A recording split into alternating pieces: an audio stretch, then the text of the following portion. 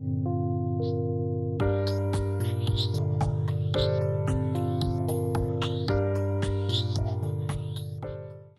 since my original talk with PND some years ago, we have learned a fair amount about the original 9/11. There was a 9/11 Commission report and a variety of reports. And so in the literal sense, we know that 9/11 was the failure of intelligence and failure of the government to take the steps that it could to heed the warnings that it had gotten. So in that sense, yes, we know a lot about what could have prevented 9/11, a kind of good old-fashioned intelligence and law enforcement, which has been greatly strengthened in recent years, both under the Bush and Obama administrations.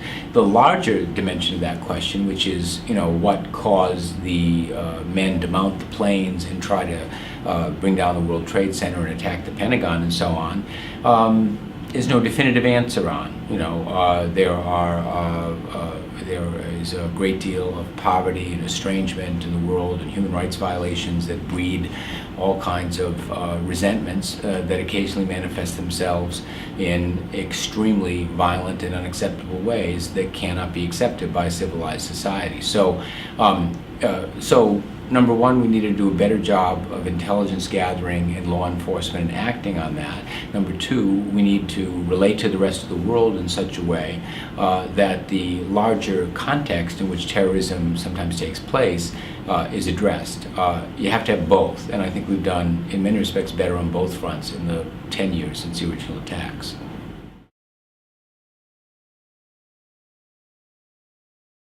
I'm not surprised that the Patriot Act has been reauthorized because I think, and regrettably, from the original months after 9/11, there was a desire on the part of politicians to show that they were doing something. And the Patriot Act, expanding government powers in a variety of ways, very few of which I would argue have actually made us safer. But there's a climate in which there's no strong constituency for civil liberties. A lot of people think that if we can do anything to prevent another attack, we should do it. Most people in the United States don't make the connection, unless they happen themselves to be Muslim or South Asian or Arab or seeming to be any of those things, don't really connect the civil liberties issues to themselves. They think it's stuff that happens to other people far away, and if you're a law-abiding person, you don't have to worry. And so it's been very difficult to bring home to most ordinary citizens the dangers of the incursions on rights brought on by the Patriot Act. And there's no political mileage in our current system for somebody to stand up and say this is wrong or this violates our fundamental principles. Some people do it, like Senator Russ Feingold when the Patriot Act was originally passed, but there have been very few since. So I'm saddened and unhappy that we can't gin up more political debate on something like that, but I'm not shocked by it. I think one of the things that's happened in the last 10 years, but particularly in the last couple of years, the Obama administration, is a much more sophisticated approach to these issues of terrorism. War on terror is not a very useful way of looking at it, because there is no monolithic terror. There are all kinds of groups with all kinds of tactics. Many of them hate one another. So the idea that somehow there is a single enemy, monolithic enemy that can be fought with a war, I think most people on various points of the political spectrum realize that it's a lot more complicated than that. And so in that sense, I think the war on terror has given way to a somewhat more sophisticated approach. And so are we safer now than we were 10 years ago? Well, we've gone 10 years without a major terrorist attack, and a number of things have been foiled. I would argue that that is because we have done a better job of the tried and true means of law enforcement and investigation. I wouldn't argue that it has to do with the kind of extraordinary powers that the government has seized, or some of the tactics that it's engaged in, like extraordinary rendition or torture. I don't think there's much evidence that that has made us safer. So if you think the war on terror is a synonym for a lot of the Bush and to some extent Obama administration policies that violate rights, no, I don't think that has made us safer. But I think a smarter, a more consistent approach to intelligence gathering and law enforcement has so far seemed to work fairly well in keeping us free of another major terrorist attack. The nature of today's world is that you have a democratization, if you will, of access to weaponry and cyberspace and all kinds of things that can do a great deal more damage, as Rosa Brooks of Georgetown Law Center said earlier today, can do a great deal more damage than people could do 200 years ago or 100 years ago or even 50 years ago. And so it's a very scary world out there, and we are fortunate that none of these various forces has come together to harm us in so significant way again, but nobody should be sanguine about that lasting forever.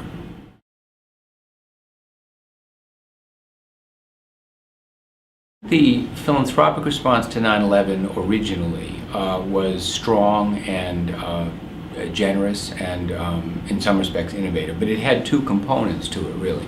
One was humanitarian.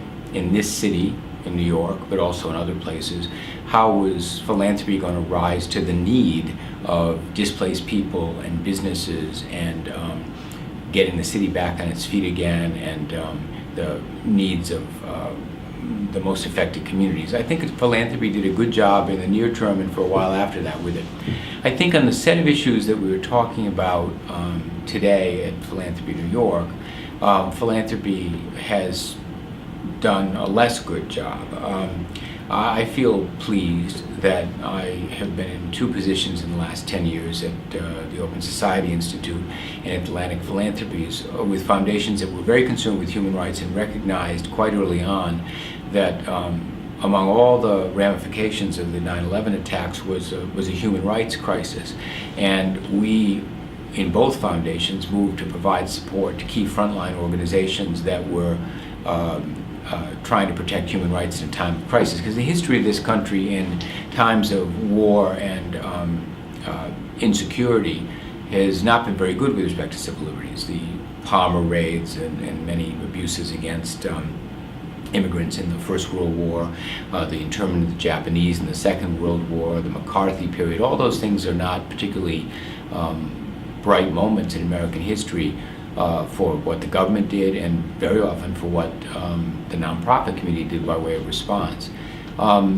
This time around, I think many key frontline organizations from the American Civil Liberties Union, Human Rights Watch, Human Rights First, the Center for Constitutional Rights, and a lot of smaller groups from the Muslim and South Asian and Arab communities have acquitted themselves very well in a way that they can be proud of. They haven't won every battle by any means, but they made a very vigorous fight and really raised the issues up. And I think that a small number of foundations have done a good job over the last 10 years, not only of working to build capacity, or in some cases rebuild capacity in these organizations, but also staying the course and not leaving it after the first couple of years. I think 10 years later, the organizations are still in the case, and a couple of key funders are still in the case. Sure, I think foundations should always be doing more to deal with the big trends of our time. So the kind of globalization of knowledge and access is a key issue.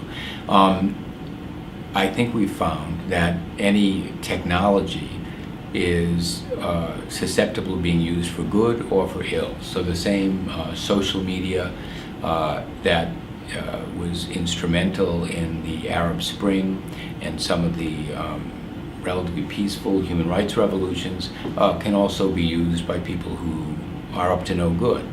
And there is no magic bullet in that sense technologically.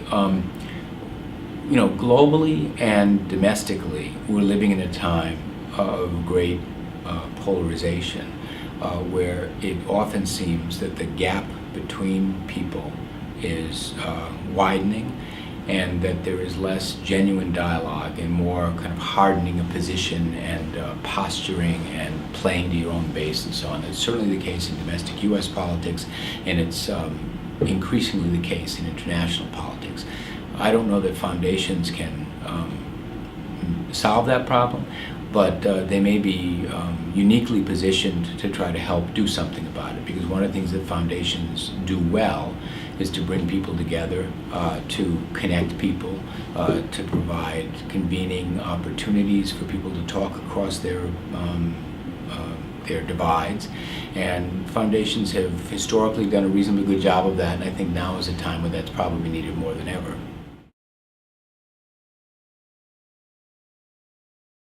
It's probably time to stop defining things as a post 9/11 world.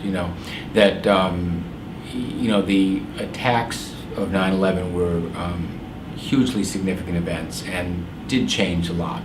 But as time goes by, the frame of 9/11 is probably not the best frame. So, the issues of the globalization of means of doing great violence to people, those aren't going to go away. And the great issues of poverty and alienation and what is reaped by those and by human rights abuses or young people living in governments that are corrupt and unresponsive, those are always going to be with us. And we've had some signs recently in Egypt and Libya and elsewhere that many younger people in particular don't want to accept that state of things. So that's very encouraging. So, there are a lot of problems of the post 9/11 world. I mean, I think the security frame with which a lot of us in the United States were obsessed and which dominated our politics for the first half of the last 10 years has given way to a different kind of insecurity, which is economic insecurity. And the crisis of the world at the moment that we're all most concerned about is the